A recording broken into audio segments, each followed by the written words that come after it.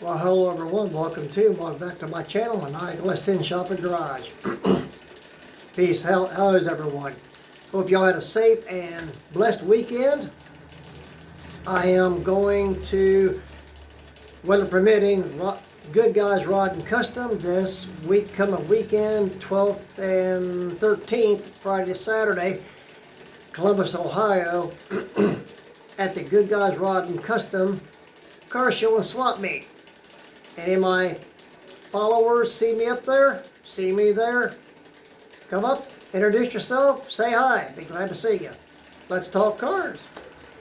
Okay, a little update information on my G6 GT, my 08 Pontiac G6 GT, on the retaining clip, tension ring, snap ring, whatever you really want to call it, retaining ring.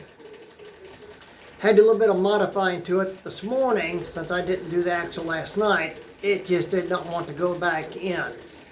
Easy. I took a 5-pound copper hammer, tried to tap it in a bit. That still wouldn't do it. I don't like doing that even with a copper hammer. I tried to jam it in with my hands. That wouldn't work. So I will show you what I did and what I found. Okay, new retaining ring,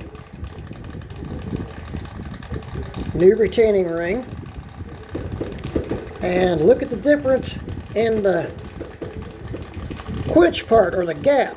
Do you see the difference? See if I can do this.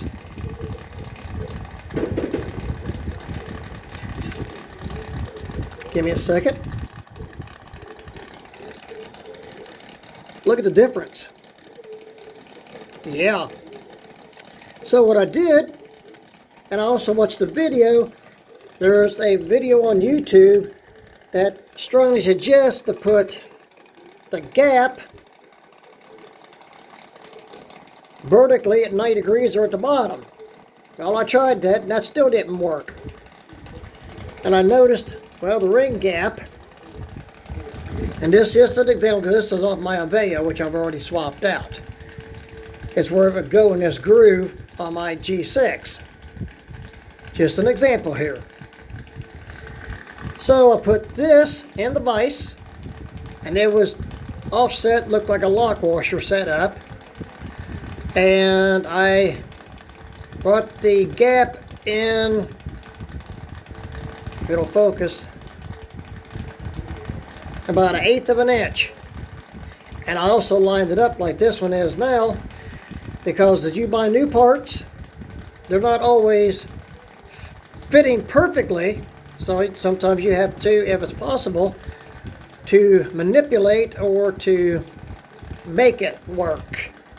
I've had to do this countless times, so it's no big thing. It don't void no warranty or nothing. It's just closing up the gap a bit and making sure that the points are as even as you can physically, visually see. That's not too bad, but I would still bring it in that much more. That's a little tighter fit going back over the end of the axle, or the stubby shaft, or half shaft that's in my Pontiac. It doesn't wind it any because it's spring steel. And it fits down in that groove a lot better. And when I did that, without the hammer, and I nudged it a bit, popped it right in there, and she locked. And if you don't think you've got it locked, it's better to try to make sure and test it first. I tugged it a bit, you hear it going, got it, it's locked. And put the rest of it back together. Well, that's all I wanted to bring to your attention. Well, give me a second.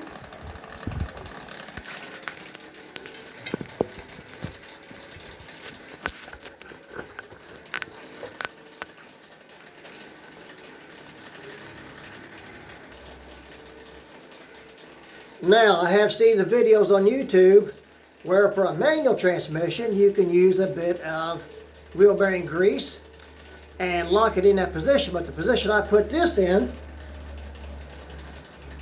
Instead of being at the 6 o'clock, I did at the 3. And popped it in, went right on in. But see, with automatic, you can't do that because I don't want to risk the grease getting into the transmission fluid, contaminating that, and or getting into the filter and clogging something up or getting past that as it breaks down and get into the intricate parts of the transmission and really mess something up. Not good. So we're not going to do that.